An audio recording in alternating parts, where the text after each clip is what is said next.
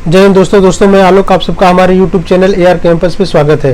दोस्तों आज हम इतिहास और भूगोल के महत्वपूर्ण प्रश्न लाए हैं जो पेपर में आ चुके हैं और जो आने की संभावनाएं हैं उस सबको मैंने इसमें कवर किया है। और हर ऑब्जेक्टिव यानी हर ऑप्शन जो हर क्वेश्चन उठाया है उसके जो ऑप्शंस है उसको ऑप्शंस को मैंने बहुत अच्छे से डिटेल में समझाया है ताकि आपका यहीं पे जो कुछ है यहीं पे कवर हो जाए, ठीक है। और आपको ज़्यादा वीडियो या ज़्यादा पढ़ने की जरूरत नहीं। एग्जाम के टाइम में अब एकदम नज़दीक आ चुका है, जैसे UPSC पेट का एग्जाम हो रहा है अभी, ठीक है, बहुत ही नज़दीक आ गया है। तो उस सब के लिए मैं वीडियो लाया हूँ, प्लीज़ आप एंड तक देखना, आपको बहुत कुछ जानकारी यहाँ से मिलेगी, ठीक है। आइए हम स्टार्ट करते हैं अपने क्वेश्चन से। भारत के द्वीप के संबंध में निम्नलिखित कथनों पर विचार कीजिए। पहला करा है माजुली द्वीप का निर्माण ब्रह्मपुत्र और तीस्ता नदी के मार्ग परिवर्तन के कारण हुआ। दूसरा करा दीव एक अपतटीय द्वीप है जो गुजरात तट से एक ज्वारी संकरी खाड़ी द्वारा अलग होता है। न्यू मूर द्वीप गंगा ब्रह्मपुत्र डेल्टा क्षेत्र के तट पर एक अपतटीय रेतीली भू आकृति है। ये क्वेश्चन PCS में पूछ चुका है ऑलरेडी और एक दो बार और पूछा है माजुली द्वीप को लेकर। तो आइए पहले हम इसको मैप से समझते हैं। जो ये ब्रह्मपुत्र नदी है, तीस्ता नदी है क्या, ठीक है, आइए देखते हैं। अब आप देख रहे हैं कि ये चाइना है, तिब्बत, यहाँ पे एक झील पड़ता है मानसरोवर झील, यहाँ से 3 नदियाँ निकलती हैं हिमालय से, एक सिंधु नदी, एक सतलुज नदी, एक ब्रह्मपुत्र नदी। अब ब्रह्मपुत्र नदी तिब्बत से होके बहते हुए अरुणाचल प्रदेश में आके असम में होके फिर बांग्लादेश में जाके फिर बे ऑफ बंगाल में डेल्टा बनाते हुए गिर जाती है, ठीक। अब जब ये तिब्बत में बहती है तो उसको किस नाम से जाना जाता है, क्वेश्चन पूछता है सांगपो नदी से, ठीक, किस नदी से नाम से, सांगपो नदी, ठीक है। अब जब ये भारत में एंट्री करेगी तो किस नाम से हो जाए, ब्रह्मपुत्र नदी, ठीक है, ब्रह्मपुत्र के नाम से बैठेगी। जैसे ही बांग्लादेश में एंटर करेगी जमुना नाम से, फिर इधर से आपकी गंगा आएगी, किधर से, इधर से आपका गंगा आता है पद्मा के नाम से, ठीक, इधर से आपका गंगा पद्मा के नाम से, और ये आते हैं ये जमुना के नाम से, ठीक। जब पद्मा और जमुना दोनों मिलती है तो मेघना के नाम से ये जाके यहाँ पे बे ऑफ बंगाल में मुहाना, अब इसका मुहाना हो जाता है यहाँ पे, ठीक। अब जब यहाँ पे ये एंट्री करती है, ठीक है, मैंने ये ब्रह्मपुत्र नदी बहुत अच्छे से पढ़ा दिया है एक वीडियो में, ज़्यादा बड़ा नहीं, आप जाके वहाँ पे देख लेंगे, पूरे अच्छे से बहुत डिटेल में समझाया बाय फिगर के द्वारा। तो यहाँ से एक इम्पॉर्टेंट रिवर आती है, उस रिवर का नाम है लोहित रिवर। क्या, लोहित रिवर। लोहित रिवर जब आके यहाँ पे अरुणाचल प्रदेश और असम के बॉर्डर पे ये यहाँ पे मिलती है, तो जब ये ब्रह्मपुत्र नदी आती है और लोहित रिवर मिलती है तो यहाँ से मिलने के बाद ना बहुत ज़्यादा बाढ़ की समस्या बहुत ज़्यादा आ जाता है। इधर का पानी और ये वाला पानी दोनों पानी आता है तो ये फैला हो जाता है यहाँ पे, इधर पानी इधर पानी, पानी पानी हो जाता है। और कभी मध्यकाल के समय में, मध्यकाल के दौरान यह भूकंप का कारण हुआ था, मतलब भूकंप आया था, इसी की वजह से बहुत ज़्यादा पानी और बाढ़ की वजह से भूकंप आ गया था। और इस वजह से यहाँ पे छोटे छोटे द्वीप का निर्माण हुआ, बहुत ज़्यादा छोटे छोटे द्वीप का निर्माण हुआ। उसी द्वीप में एक काफ़ी बड़ा द्वीप है जिसका नाम है माजुली आइलैंड या माजुली द्वीप, ठीक है। अब ये दुनिया का सबसे बड़ा द्वीप है। क्या, दुनिया का सबसे बड़ा द्वीप है ये माजुली द्वीप, ठीक है, आपको समझ में आ गया। तो अब क्वेश्चन में क्या बोला था कि तीस्ता रिवर और ब्रह्मपुत्र रिवर के मिलने से, नहीं, सिक्किम हमारा यहाँ पे, यहाँ से आपको एक रिवर आती है तीस्ता रिवर यहाँ पे ब्रह्मपुत्र में मिलती है, ठीक है। हमारा वो माजुली द्वीप हमारा यहाँ पे और तीस्ता नदी यहाँ पे, तो हमारा पहला ऑप्शन जो है गलत हो गया। अब आप यहाँ पे आइए दूसरे फिगर में, ये अब देख रहे हैं गुजरात। अब गुजरात का एक जिला पड़ता है यहाँ पे जूनागढ़, ठीक है, जूनागढ़, यहीं पे इसकी सीमा, ठीक है, ये खंभात की खाड़ी है यहाँ पे, ठीक है, खंभात की खाड़ी है यहाँ पे। और ये जो आपका ये द्वीप है, कौन सा द्वीप है, दीव द्वीप। कौन सा द्वीप है, दीव। दमन एंड दीव सुने हैं ना, ये दमन अलग, ये दीव, बस ये दीव द्वीप है, उसके बारे में पूछा है। कहाँ पे है, तो ये काठियावाड़ के दक्षिण तट पे स्थित है द्वीप है ये, ठीक है, जूनागढ़ जिले की सीमा से लगे खंभात की खाड़ी के पश्चिमी तट पर एक अपतटीय है, ठीक है, आप फिगर में समझ गए। और न्यू मूर आइलैंड, अब न्यू मूर आइलैंड क्या है आप यहाँ देख सकते हो। जब ये मतलब ब्रह्मपुत्र नदी और ये गंगा नदी सब आके मिलके मेघना के नाम से यहाँ पे बे ऑफ बंगाल में मतलब ये डेल्टा बनाती है, तो यहीं से थोड़े से दूर पे एक द्वीप है जिसका नाम है न्यू मूर आइलैंड। ये एग्जाम में बार बार पूछा है क्वेश्चन, दोस्तों बता नहीं पाते हैं कोई न्यू मूर आइलैंड, क्योंकि जो पढ़ाते भी है ना बस ये बताते हैं हाँ गंगा ब्रह्मपुत्र डेल्टा बनाती है, बे ऑफ बंगाल में खत्म हो जाता है, लेकिन ये द्वीप के बारे में कोई नहीं बताया। द्वीप के बारे में अगर बताते तो PCS और IAS में क्वेश्चन बहुत बार पूछा है। न्यू मूर आइलैंड कहाँ है, तो न्यू मूर आइलैंड आप यहीं पे है, ठीक है। तो यह गंगा ब्रह्मपुत्र डेल्टा क्षेत्र के तट से दूर बंगाल की खाड़ी में एक छोटा निर्जन रेतीली भू आकृति वाला ये आपका द्वीप है। ठीक, आइए अब क्वेश्चन चलते हैं। तब आप क्वेश्चन पहला देखिए, ऑप्शन क्या है, माजुली द्वीप का निर्माण ब्रह्मपुत्र नदी और तीस्ता नदी नहीं, लोहित नदी। ठीक, ये होगा हमारा, इसका मतलब ये गलत हो गया। द्वीप एक अपतटीय द्वीप है। ठीक है, अपतटीय है जो गुजरात तट से एक ज्वारी संकरी खाड़ी द्वारा अलग किया गया है। ठीक है, ज्वार आता था, वहां पे ज्वार बहुत ज्यादा आता है। ठीक है, तो उसके द्वारा अलग किया गया। न्यू मीर द्वीप गंगा ब्रह्मपुत्र डेल्टा क्षेत्र के तट पर अपतटीय रेतीली भू आकृति द्वीप है। यानी हमारा सेकंड और थर्ड आंसर सही हो गया, तुम्हारा आंसर हो गया बी। ठीक, नेक्स्ट क्वेश्चन देखते हैं। निम्नलिखित में से कौन सी पृथ्वी की सतह की सबसे निकटतम परत है जिसमें सभी मौसमी घटनाएं घटती हैं। ठीक है, अब अगर आप देखेंगे वायुमंडल की संरचना, तो वायुमंडल को निम्न परतों में बांटा गया। कौन कौन से परत में बांटा गया है, क्षोभ मंडल, समताप मंडल में बांटा गया है। ठीक है, उसके बाद मध्य मंडल में, आयन मंडल में और बाह्य मंडल में। ठीक है, इतने मंडल में बांटा गया है। ठीक, आइए हम बाय फिगर से समझते हैं। ठीक है, जैसे आप देखिए क्षोभ मंडल, क्षोभ मंडल ये वायुमंडल की सबसे नीची वाली परत है। ठीक है, सबसे नीची बनी, ये हमारा यहाँ हो गया क्या, अर्थ। ठीक है, ये हमारा अर्थ है, अर्थ के ऊपर जा रहा है। ये पहला कौन सा पड़ेगा, हमारा क्षोभ मंडल यानी ट्रोपोस्फियर। ठीक है, ट्रोपोस्फियर हमारा सबसे पहले पड़ेगा। तो टी याद रखना, सबसे पहले मतलब सबसे बाद में जो आता है टी, फिर एस, ऐसे याद है, ट्रोपोस्फियर, स्ट्रेटोस्फियर। ठीक है, फिर आपका यहाँ पे एम आएगा। देखिए छोटा होता जा रहा है ना, बड़े से छोटा। ठीक है, इस तरह से याद करना। ट्रोपोस्फियर हमारा सबसे पहले आएगा, यानी क्षोभ मंडल सबसे पहले आएगा, नीचे से लगभग 13 किलोमीटर पे है। ठीक है, और सभी इस जैसे ये वायुमंडल है, क्षोभ वायुमंडल, इसमें क्या होता है, जैसे बादल का गरजना, आंधी, वर्षा इसी मंडल में होती है। ठीक है, इसी वजह से यहाँ पे वायुयान जो होते हैं, वायुयान उड़ाने नहीं पाई जाती हैं, इसलिए क्षोभ मंडल में वायुयान उड़ाने नहीं पाए जाते। और इसी मंडल को संवहन मंडल कहते हैं, क्योंकि संवहन धाराएं इसी मंडल में, इसी मंडल की सीमा तक सीमित होती है। और इसी मंडल को हम अधोमंडल भी कहते हैं। ठीक है, यहाँ तक आपको समझ में आ गया। अब आइए हम समताप मंडल देखते हैं। समताप मंडल क्या है, वो 50 किलोमीटर तक ऊंचाई पे है, ये आपको पता है। इसमें क्या है, जैसे कि आंधी, बादल का गरजना, बिजली कड़कना, धूल कण, इसमें नहीं होता ये सब। इसीलिए यह मंडल वायुयान उड़ान के लिए आदर्श मानी जाती है। क्वेश्चन पूछता है वायुयान उड़ान के लिए आदर्श कौन से मंडल मानी जाती है, तो ये हमारा समताप मंडल होता है, यानी स्ट्रेटोस्फियर। ठीक है, इतना समझ में आ गया ना। अब एक क्वेश्चन बहुत इंपॉर्टेंट है जी, समताप मंडल है ना, ये बीच में लगभग यहाँ पे। ठीक है, एक हमारे यहाँ पे ओजोन परत पाई जाती है। क्या, ओजोन परत पाई जाती है। ठीक है, ओजोन O3 होता है, इसका फार्मूला एग्जाम में पूछता है, O2 नहीं O3 होता है। ठीक है, ओजोन परत का। अब ये इसी समताप मंडल में पाया जाता है। ठीक है, ये क्या करता है, जो सूर्य से आने वाली परावैंगनिक किरणों को अवशोषित कर लेता है। ठीक है, अवशोषित कर लेता है और परावैंगनिक किरणों को डायरेक्ट हमारे पृथ्वी पर नहीं आने देता। इसलिए हम क्या कहते हैं, पृथ्वी का सुरक्षा कवच बोलते हैं। किसको, ओजोन लेयर को। ठीक है, और जो ओजोन जो परत होती है, कौन सी गैस को नष्ट करती है, वो CFC गैस होती है, क्लोरोफ्लोरोकार्बन। ठीक है, क्लोरोफ्लोरोकार्बन। एक मॉन्ट्रियल प्रोटोकॉल, मॉन्ट्रियल कनाडा में जगह हुआ था एक प्रोटोकॉल, वहां पे ऑर्गेनाइजेशन बैठा गया था। क्वेश्चन पूछता है मॉन्ट्रियल प्रोटोकॉल किसके लिए हुआ था, तो ओजोन के लिए हुआ था। क्या था उसमें, CFC जो क्लोरोफ्लोरोकार्बन है, इस गैस को कम करना था। अभी जो क्लोरोफ्लोरो जो कार्बन है कहाँ से आते हैं, मतलब ये क्लोरोफ्लोरोकार्बन जो गैस है कहाँ से, जैसे एयर कंडीशन, AC चलाते हैं हम, रेफ्रिजरेटर आदि, इन लोगों से जो गैस निकलती है क्लोरोफ्लोरोकार्बन गैस होती है। ठीक है, अब जो ये ओजोन होता है, ओजोन परत की जो मोटाई नापने के लिए डाप्सन का प्रयोग करते हैं। क्वेश्चन एग्जाम में पूछा है कि ओजोन परत की जो मोटाई है उसको नापने के लिए क्या यूज करते हैं, कौन सी इकाई, डाप्सन इकाई। ठीक, अब मध्य मंडल इतना खास इंपॉर्टेंट नहीं, आयन मंडल भी नहीं, बाह्य मंडल भी नहीं है। आयन मंडल में आप एक चीज देख सकते हो, क्वेश्चन का भी एक बार पूछा है आयन मंडल में, जैसे आयन मंडल में क्या क्या घटनाएं होती हैं, जैसे जिस रेडियो हुआ, वहाँ पे रेडियो, टेलीविजन, टेलीफोन और रडार, यहाँ से ही हमको सुविधा मिलती है। क्योंकि देख रहे हैं यहाँ पे ये सेटेलाइट लगाए गए हैं, आयन मंडल में ही लगाए जाते हैं। ये रॉकेट वॉकेट यहाँ से जाते हैं, मतलब, और रेडियो हुआ, टेलीविजन हुआ। ठीक है, वहाँ से जो ये हमको वहाँ से रेडियो वेव्स आते हैं, लॉन्ग रेडियो वेव्स आते हैं, इन्हीं के द्वारा आते हैं, यहीं से आते हैं। ठीक है, और एक्सोस्फीयर आप जान ही रहे हैं, ये वायुमंडल है, इसकी कोई ऊपरी सीमा नहीं है। इस मंडल में हाइड्रोजन और हीलियम गैस की प्रधानता होती है। क्वेश्चन पूछता है हाइड्रोजन और हीलियम गैस सबसे ज्यादा कहाँ पाए जाएंगे, सबसे ऊपर पाए जाएंगे। ठीक है, बाहरी मंडल में।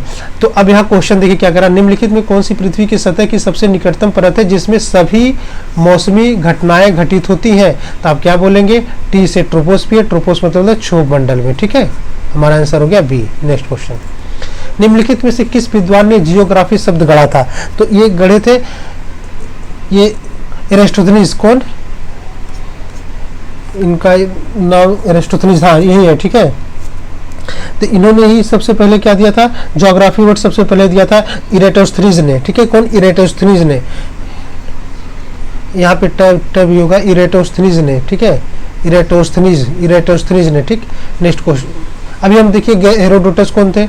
इनको इतिहास का पिता कहा जाता है, हेरोडोटस को इतिहास का पिता कहा जाता है। अब गैलीलियो क्वेश्चन पूछता है दूरबीन किसने दूरबीन का आविष्कारक कौन है? गैलीलियो है, ये इटली के वैज्ञानिक थे। और अरस्तु कौन थे? ये यूनानी दार्शनिक और वैज्ञानिक भी थे ये अरस्तु, ठीक है। नेक्स्ट क्वेश्चन, भारतीय समुद्री तट रेखा की कुल लंबाई कितना है? आइए हम क्वेश्चन देखते हैं, पहले ये पढ़ते हैं, मैप में देख समझते हैं। एक जो हमारा ये पे यहाँ पे है ना, यहाँ से देखिए ये प्रायद्वीपीय भाग है। कौन सा है? प्रायद्वीपीय भाग है। और हमारा पूरा यह इधर हिंद महासागर है, ठीक है। जैसे अरेबियन सागर ये है, बे ऑफ बंगाल इधर है, और पूरा हमारा ये हिंद महासागर है। तो हम कह सकते हैं जो ये प्रायद्वीपीय भाग है हिंद महासागर की ओर, ये इधर फैला हुआ ना, प्रायद्वीपीय भाग हिंद महासागर की ओर फैला हुआ है। और इसने देश को मुख्य भूमि पर 6100 किलोमीटर की तटरेखा प्रदान की है। यानी यहाँ से लेके गुजरात से लेके आप तक यहाँ तक देखेंगे, बे ऑफ बंगाल तक देखेंगे, तो पूरा ये भूमि को लेके कितना है? 6100 किलोमीटर, ठीक है। कितना? 6100 किलोमीटर है। लेकिन हम इसमें लक्षद्वीप, अंडमान निकोबार इन सबको भी मिला देंगे तो हमारा हो जाता 7516.6 किलोमीटर, ठीक। जैसा कि आप देख सकते हैं इसने ये 6100 किलोमीटर ऐसे हो गया, लेकिन लक्षद्वीप और अंडमान निकोबार द्वीप समूह को मिला के हमारा 7516.6 किलोमीटर हो गया। अब भारत की तटरेखा 9 राज्यों से लगती है। आप यहाँ देख लीजिए, गुजरात हो गया, महाराष्ट्र, गोवा, कर्नाटक, केरला, तमिलनाडु, आंध्र प्रदेश, उड़ीसा, ठीक है। ये bay of Bengal, bay of Bengal है, वेस्ट बंगाल, ठीक है। और इधर आपका लक्षद्वीप हो गया और आपका इधर अंडमान निकोबार हो गया, ठीक। अब कह सकते हैं भारत का समुद्र तट में गुजरात का सबसे बड़ा हिस्सा 23%। इसके बाद क्वेश्चन पूछता है कि जो हमारा मतलब स्टेट, कौन सा स्टेट है जो समुद्र तट से सबसे ज़्यादा लंबाई में है, सबसे ज़्यादा मतलब लंबाई में है? तो हमारा ये गुजरात है। गुजरात फर्स्ट नंबर पे आता है। आप देख सकते हैं यहाँ से ये अंदर गया फिर बाहर, ये गुजरात आता है, फर्स्ट नंबर पे आता है जो समुद्र तट से बहुत ज़्यादा लंबाई में लगा है। और उसके बाद आता है हमारा ये आंध्र प्रदेश आता है, ठीक है। ये आंध्र प्रदेश आ गया। और थर्ड नंबर पर तमिलनाडु। बस इतना जानते रहिए, ठीक। आइए अब क्वेश्चन चलते हैं। भारतीय समुद्री तट रेखा की कुल लंबाई कितना है? अब पूछा है भारतीय समुद्री तट रेखा की कुल लंबाई पूछ दिया है तट रेखा, ठीक है। तो हमारा 7516.6 किलोमीटर कुल लंबाई बोलेंगे। अब आप देख सकते हैं गुजरात सबसे ज़्यादा है, फिर आंध्र प्रदेश, फिर तमिलनाडु, महाराष्ट्र, केरल, उड़ीसा, कर्नाटक, सबसे छोटा हमारा गोवा है, ठीक है। वैसे यहाँ देखिए। नेक्स्ट क्वेश्चन, निम्नलिखित में से कौन भारत का मरुस्थल नहीं है? अब यहाँ बताइए कि भारत का मरुस्थल कौन सा नहीं है। अब जो ये सिंधु घाटी की सभ्यता, यानी सिंधु घाटी सभ्यता देखे होंगे, या सिंधु घाटी का मरुस्थल जब से या इंडिया से जब ये निकलता हमारा ये इंडिया है, इधर पाकिस्तान है। अब ये सिंधु रिवर बहती है, यहाँ पे यही सिंधु घाटी मरुस्थल यही पाया जाता है, ठीक है। तो ये कहाँ पाया जाता है? उत्तरी पाकिस्तान का ये रेगिस्तान है। कहाँ का? उत्तरी पाकिस्तान का रेगिस्तान है। यह चिनाब और सिंधु नदी, कौन सा? ये सिंधु इधर आ रही, चिनाब इधर आ रही, ठीक है। यहाँ ये बीच का पार्ट है, ये चिनाब और सिंधु नदी के बीच का क्षेत्र है, ठीक है। तो हमारा आंसर कौन सा हो जाएगा? सी वाला, ठीक। एक चीज और, अगर हम पूछते थे कि ये थार मरुस्थल कहाँ है? थार मरुस्थल कहाँ है? ये राजस्थान में है। इसे ग्रेट इंडियन डेजर्ट भी कहा जाता है। किसको? थार मरुस्थल को, ठीक है। और कच्छ का रण, ये गुजरात के कच्छ जिले में है। इसकी मतलब हिस्ट्री स्टार्टिंग कहाँ से मिलती है? नौपाषाण कालीन बस्तियों से मिलती है, ठीक है। और स्पीति घाटी, ये क्वेश्चन एग्जाम पूछता है कि स्पीति घाटी है कहाँ, बस यही पूछ लेता है कभी कभी। तो स्पीति घाटी है हिमाचल प्रदेश में। ये ठंडी रेगिस्तान पहाड़ी है। कौन सा? अगर पूछे ठंडी रेगिस्तान पहाड़ी कहाँ पे? हिमाचल प्रदेश में। और कौन सी घाटी में? स्पीति घाटी में, ठीक है। इसका नाम का अर्थ ही होता है स्पीति मतलब मध्य भूमि, यानी तिब्बत और भारत के बीच की भूमि, ठीक है। नेक्स्ट क्वेश्चन है, काली मिट्टी के लिए सर्वाधिक उपयुक्त नकदी फसल कौन सी है? बताइए दोस्तों, काली मिट्टी कि नगद फसल कौन सी है। तो काली मिट्टी में सबसे ज़्यादा कपास उगाया जाता है, ठीक है, कपास उगाया जाता है। और ये सब अब क्वेश्चन उठता है, ये नगदी फसल कौन सी होती है? नगदी फसल वो फसल होती है जैसे मैंने उसको काटा, बेच दिया, तुरंत मुझको पैसा मिल गया, ठीक है, वो नगदी फसल होती है, ठीक है। नगदी फसल को हम लाभ फसल के रूप में भी जानते हैं। ये कृषि फसल है जिसे लाभ के लिए, बेचने के लिए किया जाता है। जैसे हमने चाय क्या करेंगे, हम घर चाय उगाएंगे तो हम अपने लिए नहीं उगाएंगे, बेचने के लिए भी उगाएंगे, इसका हम बिजनेस करेंगे, ठीक है, हमारा नगदी फसल में आ गया। कॉफ़ी होगा, ठीक है, हम नगदी फसल में रबड़, नारियल, मसाले, ये सब हम नगदी फसल में यूज़ करते हैं, ठीक है। और काली मिट्टी को, सबसे इंपॉर्टेंट क्वेश्चन है कि कभी पूछता है कि रेगुर मिट्टी किस मिट्टी को कहते हैं? काली मिट्टी कहते हैं। इसे काली कपास मिट्टी भी बोला जाता है। ये सब ज़्यादा कहाँ पाया जाता है? तटीय क्षेत्र में, जैसे तमिलनाडु हुआ, महाराष्ट्र हुआ, गुजरात हुआ, मध्य प्रदेश, आंध्र प्रदेश, कर्नाटक, यहाँ सब में काली मिट्टी बहुत पाई जाती है, ठीक है। ये जो काली मिट्टी होती है ना, इसको मतलब ये जल धारण बहुत करती है, मतलब जल को बहुत ज़्यादा सोखती है, ठीक है। ये काली मिट्टी की बनावटी कैसी होती है? चिकनी मिट्टी होती है। तो आई थिंक आपको काली मिट्टी से क्वेश्चन नहीं जाएगा, यहाँ से ये चीज़ समझ लीजिए, ठीक है। अब देखिए कपास इस तरह से होता है, यहाँ फिगर में देखिए, यहाँ पे नेक्स्ट क्वेश्चन, टकला मकान रेगिस्तान कहाँ पाया जाता है? बहुत इंपॉर्टेंट क्वेश्चन है, एग्जाम में कितनों बार पूछा है ये। टकला मकान रेगिस्तान कहाँ पाया जाता है? आप देखोगे चाइना के लोग जो छोटे छोटे होते हैं वो मतलब अक्सर लोग टकले ही रहते हैं वहाँ पे, बाल वाले टकले जो कुंफू करते हैं वो टकले ही रहते हैं। तो टकला मकान कहाँ है भैया? चाइना में, ठीक है। आइए हम कुछ इंपॉर्टेंट रेगिस्तान का नाम और जान लेते हैं। जैसे टकला मकान तो देख लिया चीन में है, दस्त ए लूट रेगिस्तान ईरान में है, मोजोवे रेगिस्तान ये संयुक्त राज्य अमेरिका में, ये इंपॉर्टेंट है। दस्त ए मार्गो रेगिस्तान अफगानिस्तान में, इंपॉर्टेंट नहीं। अंटार्कटिका रेगिस्तान देख ला, अंटार्कटिका में ही है, ठीक है। गोबी बहुत इंपॉर्टेंट है, गोबी मरुस्थल कहाँ पाया जाता है? चीन और मंगोलिया में, ठीक। गोबी, नामीब रेगिस्तान अफ्रीका, ये भी। सहारा देख लीजिए, सहारा बहुत इंपॉर्टेंट है, दुनिया का सबसे बड़ा ये रेगिस्तान है, डिजर्ट है, सहारा अफ्रीका में पाया जाता है, ठीक। सोनेरन रेगिस्तान यूएसए और मैक्सिको में पाया जाता है। अटाकामा बहुत इंपॉर्टेंट है, दक्षिण अमेरिका में, चिली और पेरू के पास अटाकामा रेगिस्तान पाया जाता है, ठीक है। बस ये ग्रेट विक्टोरिया रेगिस्तान भी एग्जाम में बहुत बार पूछा, ये ऑस्ट्रेलिया में पाया जाता है। आइए नेक्स्ट क्वेश्चन देखना, बाल्टिक पठार किस महाद्वीप में स्थित है? तो बाल्टिक पठार हमारा यूरोप महाद्वीप में स्थित है। आप मैप में जाके देख लीजिएगा बाल्टिक पठार कहाँ पे है, यूरोप में है, ठीक। खगोल भौतिक विज्ञानी जिन्होंने पहली बार 1958 में सौर पवन के अस्तित्व का सिद्धांत दिया था, पहले जीवित व्यक्ति बने जिसके नाम पर नासा ने एक अंतरिक्ष यान का नाम रखा था, ठीक है। तो ये थे यूजिन पार्कर। कौन थे? Eugene Parker. अब जोहान्स केपलर के बारे में जान लेते हैं। ये खगोल शास्त्री थे जिन्होंने ग्रहों की गति का नियम खोज की। जोहान्स केपलर ने क्या किया था? ग्रहों की गति का नियम की खोज की थी, ठीक। नेक्स्ट क्वेश्चन, पृथ्वी विज्ञान वर्गों का एक मूल घटक है। पृथ्वी की भूमि का अध्ययन हम क्या कहते हैं? भूगर्भ शास्त्र। पृथ्वी की भूमि के अध्ययन क्या कहते हैं? भूगर्भ शास्त्र कहते हैं। अब भूगर्भ शास्त्र क्या होता है? वह शास्त्र जिसके द्वारा इस बात का ज्ञान होता है कि पृथ्वी का संगठन किस प्रकार हुआ है, उसके ऊपरी और भीतरी भाग किन किन तत्वों से बना है, उसका आरंभिक रूप और उसका वर्तमान विकसित रूप किस प्रकार और उनके कारणों से ये भूभाग क्षेत्र भूगर्भ शास्त्र में बताया जाता है, ठीक।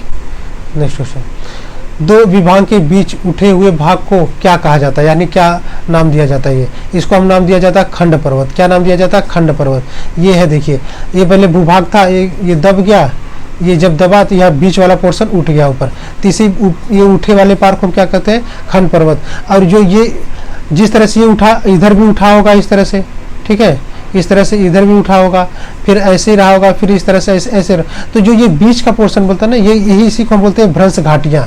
क्या बोलते हैं? इसी को हम भ्रंश घाटियाँ बोलते हैं, ठीक है। आई थिंक आपको समझ में आ गया। तो ऊपर वाला उठा हुआ पत्र पर मतलब क्या कहलाता है? खंड पर्वत, और जो ये धंसा वाला भ्रंश घाटियाँ। खंड पर्वत तब बनते हैं जब बड़े क्षेत्र टूट जाते हैं और लंबवत रूप से विक्षापित हो जाते हैं, ठीक है। ये दो विभंगों के बीच उठा होता है। ऊपर उठे हुए खंडों को उत्खंड कहा जाता है और निचले खंडों को द्रोणी कहा जाता है, ठीक है। उदाहरण सतपुड़ा रेंज, ठीक। नेक्स्ट क्वेश्चन, निम्नलिखित में कौन सी नदी अरब सागर में नहीं गिरती है, ठीक है। अब पहले अरब सागर में जो नदी गिरती है, एक छोटा सा ट्रिक है, मैंने बनाया था, लोकसभा में नहीं टिकेगा। क्या मैंने बताया था? लोकसभा में नहीं टिकेगा। क्या? लोकसभा में नहीं टिकेगा। इसको आप याद रखना, लोकसभा में नहीं टिकेगा, ठीक है। एक यहाँ पे और लिखा गया है, ट्रिक, लेकिन उसको ध्यान मत दीजिए, बस ये इजी है, इसको देखिए। लोकसभा में से लूनी नदी, सभा से साबरमती नदी, में से माही नदी, नहीं से नर्मदा नदी, टिकेगा से ताप्ती नदी। यही एग्जाम में पूछता है, बस इतना नदी। तो आपका हमारा लूनी नदी, साबरमती, माही, नर्मदा, तापी, इसको आप याद कर लेना, ठीक है। ये जो है अरब सागर में गिरती है, पश्चिम साइड में होके बहती है। तो क्वेश्चन पूछा था कौन सा अरब सागर में नहीं गिरती है, तो आप देख रहे हैं आपका साबरमती गिरता है, मांडवा नदी यहाँ पे देख रहे हैं मांडवी नदी है, जुआरी शरावती नदी है, लेकिन हमारा तुंगभद्रा नदी, तुंगभद्रा कृष्णा की सहायक नदी है, ये हमारा तुंगभद्रा नदी इधर गिरती है, ठीक है, बे ऑफ बंगाल में मुहाना बनाती है। तुम्हारा आंसर हो गया ए पार्ट। भारत की स्थलीय सीमा 15,200 किलोमीटर है, जो सबसे ज्यादा किस देश की सीमा से लगती है? जो हमारा स्थलीय सीमा है ना, वो बोल रहा किस देश से ज्यादा लगता है, तो आप जानते होंगे बांग्लादेश से, ठीक है। अभी मैंने पीछे बताया था बांग्लादेश से सबसे ज्यादा लगता है, ठीक है। भारत की स्थलीय सीमा निम्न देशों के साथ घटते क्रम में, जैसे बांग्लादेश सबसे ज़्यादा लगता है, फिर चाइना हो गया सेकंड नंबर, पाकिस्तान हो गया, फिर नेपाल, म्यांमार, भूटान, अफगानिस्तान लगभग 98 या 100 किलोमीटर पड़ता है, ठीक है। बस इतना, ठीक है, आप ये क्रम याद रखे रहना, ठीक। नेक्स्ट क्वेश्चन, दक्षिण से उत्तर तक के समुद्री बंदरगाह को क्या कहते हैं? एकदम केरला में आइए तो नीचे एकदम पाते हैं त्रिवेंद्रपुरम पते हैं, ऊपर आएंगे कालीकट, ठीक है। आप कर्नाटक में आएंगे तो मैंगलोर हो जाएगा, ठीक है। यहाँ से अब देखिए, पहले ऑप्शन देखिए, त्रिवेंद्रपुरम यहाँ भी है, यहाँ भी है, ठीक है। अब उसके ऊपर आपका क्या पड़ जाएगा? कोचीन पड़ता है, कोचीन पड़ता है, फिर कालीकट, फिर मैंगलोर, मैंगलोर आपका आता है बेंगलोर में, ठीक है। तुम्हारा आंसर हो गया सी वाला, ठीक। पहले त्रिवेंद्रपुरम पड़ेगा, फिर कोचीन, फिर कालीकट, फिर मैंगलोर, ठीक। निम्नलिखित में से कौन सी फसल भूमध्य रेखी फसल है? ठीक है, भूमध्य रेखी फसल, भूमध्य रेखी मतलब समझ रहे हैं ना, मैंने बताया ये उत्तरी ध्रुव, दक्षिणी ध्रुव, ये विषुवत रेखा यानी भूमध्य रेखा, ठीक है। यहाँ पे सबसे ज्यादा कौन सा फसल? केला होता है सबसे ज्यादा, ठीक। नेक्स्ट क्वेश्चन, भारत में अंडमान निकोबार द्वीप समूह पर भारत का एकमात्र कीचड़ ज्वालामुखी कौन सा है? ठीक है, कीचड़ वाला ज्वालामुखी अंडमान निकोबार में, तो ये बारातांग द्वीप, ठीक है। कौन सा द्वीप है? बारातांग द्वीप पे हमारा कीचड़ ज्वालामुखी वहीं पे पाया जाता है, ठीक है। अब बारातांग द्वीप, जो पहले क्वेश्चन पूछेगा बारातांग द्वीप कहाँ पाया जाता है, तो ये अंडमान में पाया जाता है। अब क्वेश्चन उठता है अंडमान निकोबार में जहाँ पाया जाता है वहाँ पे एक ज्वालामुखी होता है, कौन सा? कीचड़ ज्वालामुखी, जिसे हम जलकी कहा जाता है, जिसको हम जलकी के नाम से भी जानते हैं, ठीक। नेक्स्ट क्वेश्चन, अपने पड़ोसी देशों के साथ भारत की अंतर्राष्ट्रीय सीमाओं के संबंध में निम्नलिखित कथनों पर विचार कीजिए। अब देखिए, 6 भारतीय राज्य भारत की उत्तरी पश्चिमी पड़ोसी देश नेपाल के साथ मिले हैं। अब मैप में आप देखिए, मैप से अच्छे समझिए, नेपाल है। अब देखिए नेपाल से कितने राज्य सटे हैं? उत्तराखंड, ठीक है, उत्तर प्रदेश 2, बिहार 3, ठीक है। ये देखिए पश्चिम बंगाल, ये है पश्चिम बंगाल 4, ये देखिए सिक्किम 5। तो कितने हैं नेपाल से सटे हैं? 5 है। तो यहाँ क्या बोला है क्वेश्चन में? 6 बोला है, तो ये गलत हो गया हमारा, ठीक है। दूसरा देखते हैं, पश्चिम बंगाल राज्य अपनी सीमा भूटान देश के साथ साझा नहीं करता है। अब आप ये वेस्ट बंगाल देख रहे हैं, ये ग्रीन कलर वाला वेस्ट बंगाल है। अब आप देख रहे हैं यहाँ पे ये भूटान है, ठीक है, ये भूटान है, यहाँ पे ये भूटान है। अब देख नहीं रहे हैं यहाँ पे टच करता है, और क्वेश्चन बोला कि टच नहीं करता है, तो ये भी हमारा गलत हो गया, ठीक। अब देखिए अरुणाचल प्रदेश, नागालैंड, मणिपुर और मिजोरम म्यांमार के साथ सीमा साझा करते हैं। अब ये हमारा अरुणाचल प्रदेश है, ये नागालैंड है, मणिपुर है, मिजोरम, हमारा यहाँ पे ये पूरा म्यांमार है। तो हमारा आंसर हो जाएगा 3rd, ठीक है, हमारा आंसर हो जाएगा 3rd। तो ऑप्शन हमारा बी, ठीक। सुंदरवन पारिस्थितिक आवास को निम्नलिखित में से कौन सा दर्जा दिया गया है? अब सुंदरवन डेल्टा मैंने बताया, गंगा ब्रह्मपुत्रा का डेल्टा जहां बनता है बंगाल की खाड़ी में, जहां उनका मुहाना है, वहां पे वो लोग क्या करते हैं? अवसाद बहुत ज्यादा जमा कर दे, अपने साथ अवसाद लेके भाग जाते हैं, वहां जमा कर देते हैं, बहुत ज्यादा फैलाव कर देते हैं, बहुत ज्यादा दलदली एरिया है, ठीक है। उसको देखते हुए वो दुनिया का सबसे बड़ा डेल्टा है, कौन सा? गंगा ब्रह्मपुत्रा, ठीक है। अब सुंदरवन डेल्टा है भी, उसे इतना खूबसूरत देखने में लगता है तो उसका नाम सुंदरवन बोल दिया गया। तो ये यूनेस्को के विश्व धरोहर में शामिल है, जी हाँ शामिल है। बायोस्फीयर रिजर्व है, ये टाइगर बायोस्फीयर टाइगर रिजर्व है, ये भी सही है, ये भी सही है, ये राष्ट्र उद्यान भी है, यानी हमारा आंसर हो जाएगा डी पार्ट, ठीक है। या कुछ जान लेते हैं सुंदरवन राष्ट्र उद्यान के बारे में। यह डेल्टा पर सुंदरवन, गंगा डेल्टा पर सुंदरवन का एक हिस्सा, यह राष्ट्र उद्यान 1984 में अस्तित्व में आया, स्थापित किया गया था। ये यूनेस्को विश्व धरोहर में भी शामिल है। ये दुनिया में सबसे बड़े मैंग्रोव वन के रूप में प्रसिद्ध है। कई गर्जन वाली नदियां, जंगल, ज्वारनमुख से सजा यह राष्ट्र उद्यान बायोस्फीयर रिजर्व और टाइगर रिजर्व दोनों है। भारत बांग्लादेश सीमा के बीच स्थित सुंदरवन राष्ट्र उद्यान अपने वनस्पति और जीवों के बीच एक अच्छा पारिस्थितिक संतुलन के साथ ग्रह पर प्रकृति का गहना, इसे प्रकृति का गहना भी बोलते हैं। ठीक है, नेक्स्ट, निम्नलिखित में से किस राज्य में भारतीय खगोलीय वेधशाला स्थापित की गई है? भारतीय खगोलीय वेधशाला आपका कहाँ पे? ये हमारा लद्दाख में है। पहले जम्मू कश्मीर बोला जाता था, लेकिन अब ये लद्दाख में हमारा ये भारतीय खगोलीय वेधशाला, भारतीय खगोलीय वेधशाला लेह में लद्दाख में स्थित है। यह भारतीय खगोलीय भौतिक संस्थान बेंगलोर द्वारा संचालित होता है। जो भारतीय खगोल भौतिक संस्थान है बेंगलोर में, उसके द्वारा संचालित होता है ये वेधशाला लद्दाख वाला। ठीक, भू परपटी में सबसे अधिक मात्रा में पाया जाने वाला अधातु कौन सा है? ठीक है, भू परपटी कितना था? मेंटल। ठीक है, पहले होता था क्रस्ट होता था, पहले क्रस्ट होता है, मेंटल होता है, कोर होता है। ठीक है, तो क्रस्ट जो ऊपरी भाग होता है भू परपटी होता, यहाँ पे पाया जाता है सीमा, सियाल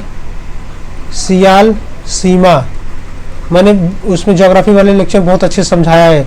सियाल सीमा नीफे। ठीक, सियाल से हो गया silicon aluminium, silicon magnesium, nickel से निकिल आयरन। तो भू परपटी वाला सबसे ऊपर ये है, तो हमारा सिलिकॉन और एल्युमिनियम, और सब ज्यादा उसमें पाया जाता है हमारा एल्युमिनियम। ठीक है, तो आंसर हो जाएगा हमारा बी।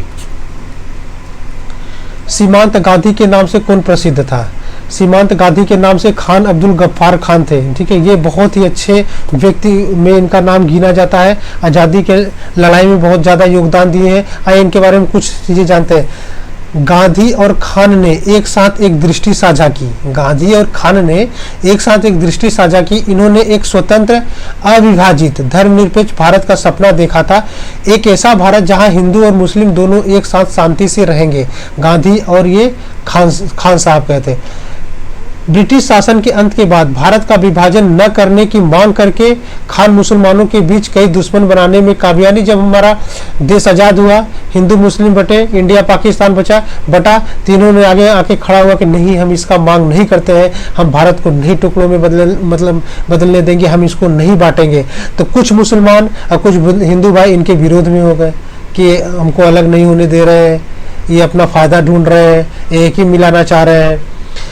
इसी समय इन्होंने इसी समय इनको कुछ बुद्धिजीवी लोग थे, इसलिए इनको कई नामों से पुकारे, जिसका नाम था सीमांत गांधी, जिसका अर्थ होता था पश्चिम सीमा से गांधी अफगानिस्तान से सटे क्षेत्र। ठीक है, पश्चिमी सीमा से गांधी अफगानिस्तान से सटे क्षेत्र।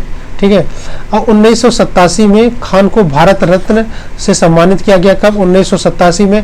और तो इस सम्मान को प्राप्त करने वाले वो पहले गैर भारतीय थे। ठीक है, पहले गैर भारतीय विदेशी पहले थे, खान अब्दुल गफ्फार खान। इतना चीज आप इनके बारे में जानिए। नेक्स्ट क्वेश्चन, सहायक संधि के सिद्धांत के बारे में जानिए। सहायक संधि क्यों हुआ था, क्या कारण था सहायक संधि करने का? ठीक है, तो आइए हम इसके बारे में जानते हैं। पहले कौन लाया था ये? तो सहायक संधि लाए थे वेलेस्ली सहायक संधि लाए थे। अब वेलेस्ली का यहाँ पे कार्यकाल कब था? 1798 से लेके कितना? 1798 से लेके 1805 तक ये वेलेस्ली का कार्यकाल था। और वेलेस्ली ही अपने को स्वयं का बंगाल का शेर कहता था। इसकी सबसे बड़ी अहम भूमिका इसमें थी कि सहायक संधि इसने स्टार्ट किया था। अब सहायक संधि पूछता है, सहायक संधि का प्रयोग सबसे पहले किसने किया था? वेलेस्ली तो उसे माना जाता है अंग्रेजों में, लेकिन सबसे पहले सहायक संधि स्वीकार करने वाला फ्रांसीसी गवर्नर डुप्ले था। याद रखना, वेलेस्ली मत मानना, डुप्ले मारना। ठीक है, अब इसमें सहायक संधि में क्या था? ये वेलेस्ली बोला जो हमसे सहायक संधि में हमारा वो स्वीकार करेगा, हम उसको अपनी शक्ति से, जो उसके ऊपर बाहरी आक्रमण होगा या आंतरिक आक्रमण होगा, उससे कोई लड़ाई झगड़ा करेगा तो हम उसकी रक्षा करेंगे, हम उसके सम्मान के लिए लड़ेंगे। लेकिन उसके बदले में आपको करना होगा कि आपके पास जितना आपके क्षेत्र में जो आपके सैनिक हैं, जो आप वहाँ पे पुलिस अपॉइंट किए, उसको हटा दो। वहाँ हमारे सैनिक रहेंगे, यानी ब्रिटिश के सैनिक रहेंगे, और वही ब्रिटिश के सैनिक आप लोग देख रेख करोगे, उनको आप लोग सैलरी दोगे, लेकिन सैनिक हमारे रहेंगे।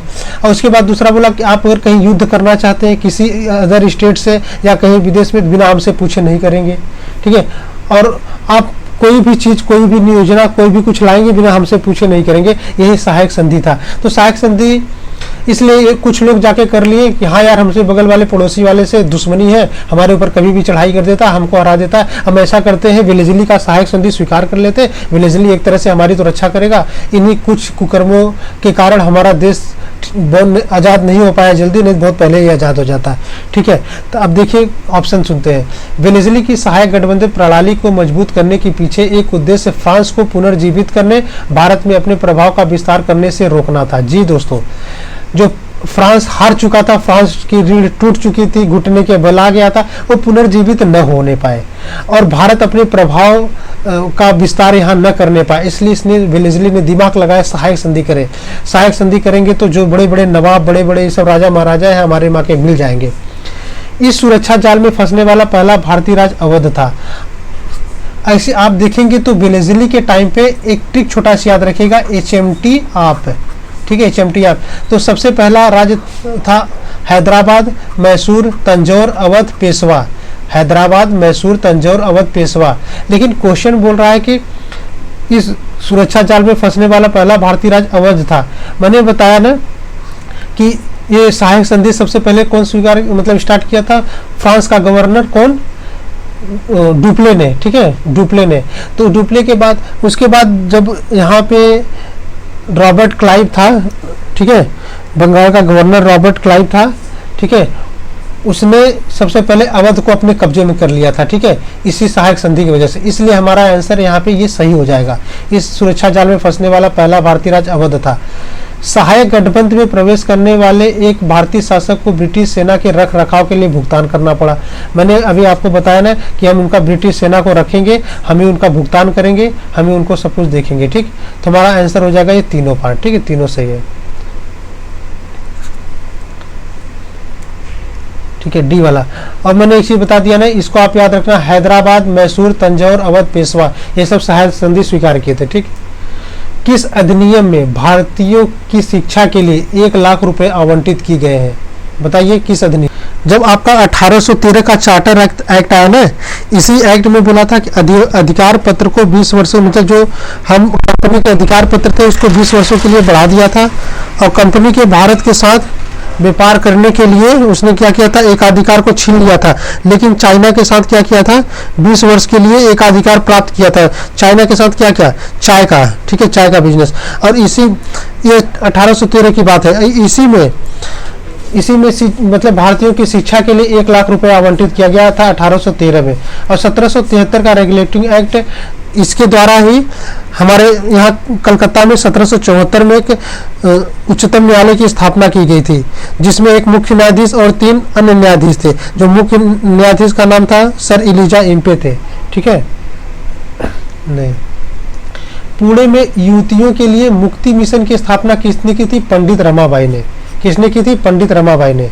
ठीक है, अब ज्योतिबा फुले ने क्या किया था, सत्यशोधक समाज ज्योतिबा फुले ने किया था। ठीक है, नेक्स्ट क्वेश्चन, भारतीय राष्ट्र ध्वज में हरा रंग का प्रतीक क्या है? अब आइए हम राष्ट्र ध्वज के बारे में पहले पूरा जान लेते हैं। राष्ट्र ध्वज एक क्षैतिज तिरंगा यानी हॉरिजॉन्टल है ये। इसमें सबसे ऊपर गहरा केसरिया रंग, बीच में सफेद और सबसे नीचे कौन सा, हरा रंग होता है। ठीक है, जो ये केसरिया रंग होता है वो किसका, साहस का प्रतीक होता है। और जो सफेद रंग होता है वो सत्य और पवित्रता का प्रतीक होता है। और जो हरा है ना, वो जीवन, प्रचुरता और मिट्टी और समृद्धि से संबंधित प्रतीक है। ठीक है, और झंडे की चौड़ाई और उसकी लंबाई पूछता है तो उसका अनुपात क्या होता है, 2:3 होता है। ठीक है, इसका डिजाइन उस पहिए का है जो सारनाथ लायन, माने सारनाथ में जो कैपिटल अशोक है ना, वहां से लिया गया था स्तंभ। ठीक है, इसका व्यास सफेद पट्टी की चौड़ाई के बराबर और इसमें कितनी तीलियां हैं, 24 तीलियां हैं। ठीक है, डिजाइन किसने किया था, पिंगली बकैया ने किया था। और राष्ट्र ध्वज को सबसे इंपॉर्टेंट ये है कि राष्ट्र ध्वज को डिजाइन 22 जुलाई 1947 को भारतीय संविधान द्वारा अपनाया गया था। ठीक है, जो ये राष्ट्र ध्वज है हमारा ना, भारतीय संविधान द्वारा 22 जुलाई 1947 को अपनाया गया था। ठीक, तो हमारा ये जो हरा रंग किसका प्रतीक है, मिट्टी और समृद्धि से संबंधित है। ठीक, महात्मा गांधी ने नमक सत्याग्रह कहाँ से शुरू किया था? नमक सत्याग्रह साबरमती से अपने आश्रम से स्टार्ट किया था और खत्म किया था दांडी। ठीक है, ठीक है, कहाँ पे, दांडी में। ये 12 मार्च 1930 को, कब स्टार्ट किया था ये, 12 मार्च 1930 को। ठीक है, अपने लगभग इनके साथ जो थे 78 या 79, कभी कभी पूछ लेता 79, इतने लोगों के साथ ये लोग स्टार्ट किए थे, निकले थे और लगभग 322 किलोमीटर की यात्रा इन्होंने किया था दांडी पहुंचने के लिए। और 24 दिन बाद 6 अप्रैल, कब, 6 अप्रैल 1930 को, ठीक है, 6 अप्रैल 1930 को दांडी पहुंचकर गांधी जी ने नमक कानून तोड़ा और सबने अवज्ञा आंदोलन स्टार्ट किया। ठीक, सबने अवज्ञा आंदोलन स्टार्ट किया। और सुभाष चंद्र बोस ने ही ये गांधी जी का जो नमक सत्याग्रह की तुलना नेपोलियन के एल्बा से पेरिस यात्रा से की है। किसने? सुभाष चंद्र बोस ने। अब इसको हम और क्या नाम से जानते हैं? गरीब आदमी का संघर्ष। ये नहीं जानते होंगे आप लोग, लेकिन जान लीजिए आज के बाद, गरीब आदमी का संघर्ष, इसे हम दांडी मार्च को ही कहते हैं। ठीक है, नमक सत्याग्रह को कहते हैं। इसे सफेद बहती नदी कहते हैं। क्यों सफेद बहती नदी कहा गया? क्योंकि जितने भी लोग यहाँ से स्टार्ट किए थे, गांधी जी जितने भी उनके अनुयायी थे, सब सफेद कपड़ों में थे, इसलिए सफेद बहती नदी कहा गया। और इनके साथ अमेरिकी कार्यकर्ता यानी अमेरिकी पत्रकार कौन थे? मार्टिन लूथर किंग थे, जेम्स वेवेल थे और कुछ और लोग थे। ठीक है, बंगाल में सामाजिक धार्मिक सुधारों के अग्रदूत आत्मसभा का स्थापना किसने किया था? आत्मसभा का स्थापना किए थे हमारे राजा राम मोहन राय ने। अब क्वेश्चन उठता है, आत्मसभा की स्थापना कब किए थे? ये किए थे 1815 में। कब किए थे? 1815 में किए थे आत्मसभा की स्थापना। ठीक है, कौन? राजा राम मोहन राय। राजा राम मोहन राय एक वेदांत कॉलेज की स्थापना किए थे 1825 में। ठीक है, और ब्रह्म समाज सबसे इंपॉर्टेंट है। ब्रह्म समाजों कब किए थे? 1828 को। ठीक है, 1828 को। भारतीय राष्ट्रीय कांग्रेस के पहले मुस्लिम अध्यक्ष कौन थे? ये 2014 के आईएएस में क्वेश्चन ऐसे पूछा था कि कांग्रेस के सबसे पहले मुस्लिम अध्यक्ष कौन थे, तो आप रट लीजिए, बदरुद्दीन तैयब जी। अब कौन सा अधिवेशन था? तीसरा अधिवेशन था। ठीक है, बदरुद्दीन तैयब जी। गांधी इरविन समझौता भारत के निम्नलिखित में से किस आंदोलन से संबंधित है? बहुत बार एग्जाम में गांधी इरविन पूछता है, डेट अक्सर ज्यादा पूछता है। अब पूछता है कि समझौता किस लिए हुआ था।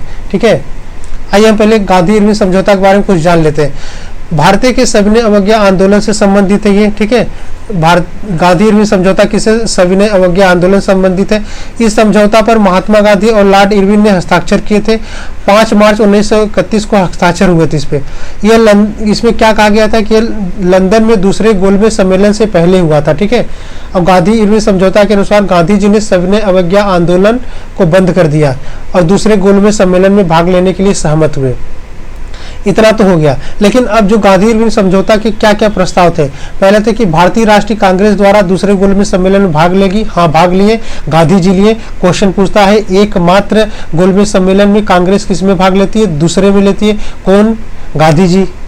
ठीक है, इन्होंने जो नमक पर, सॉल्ट पे टैक्स लगाया था, उसको हटाने के लिए बोला। और जो भारतीय राष्ट्रीय कांग्रेस की जो गतिविधियों पर अंकुश लगाए गए थे कि यहाँ सभा नहीं करना है, यहाँ आपको हड़ताल नहीं करना है, उन्होंने बोला ये सब चीज़ों को हटाओ आप। ठीक है, ये हो गया। और गांधी जी की अगुवाई में असहयोग आंदोलन पहला जन राजनीतिक आंदोलन था। इसकी शुरुआत 1920 में एक आंदोलन था, असहयोग आंदोलन, गांधी जी स्टार्ट किए थे 1920 में। इसका मुख्य लक्ष्य था स्वराज की प्राप्ति था। रॉलेट एक्ट 6 फरवरी 1919 को आया था। ठीक है, भारत छोड़ो प्रस्ताव कब? 8 अगस्त 1942 को। ठीक, तो ये हमारा हो गया सविनय अवज्ञा आंदोलन, इसका आंसर। ठीक, नेक्स्ट। किसने कहा भारी उद्योग विकास का एक पर्याय है? ये कहे थे जवाहरलाल नेहरू। कौन? जवाहरलाल नेहरू। सरदार वल्लभ भाई पटेल ये बारडोली सत्याग्रह के नेता थे और भारत के पहले गृह मंत्री थे। और जो बारडोली सत्याग्रह हुआ था, वहां की महिलाएं ने ही इनको सरदार की उपाधि दी थी। क्वेश्चन पूछता है कि वल्लभ भाई पटेल को सरदार की उपाधि किसने दी थी? तो बारडोली की महिलाओं ने। ठीक है, प्रोफेसर महालनोबिस ये भारत की पहली योजना समिति के सदस्य थे। डॉक्टर भीमराव अंबेडकर, आप इन्हें जानते हैं बहुत अच्छे तरह, ये मसौदा समिति के अध्यक्ष थे। ठीक, तो दोस्तों हमारा ये 30 क्वेश्चन था, इंपॉर्टेंट क्वेश्चन। अगर आपको अच्छा लगा हो तो प्लीज़ लाइक एंड सब्सक्राइब करिएगा और कोई कमी हो गई हो तो प्लीज़ कमेंट करिएगा, हम उसमें सुधार करेंगे। ठीक है, धन्यवाद दोस्तों।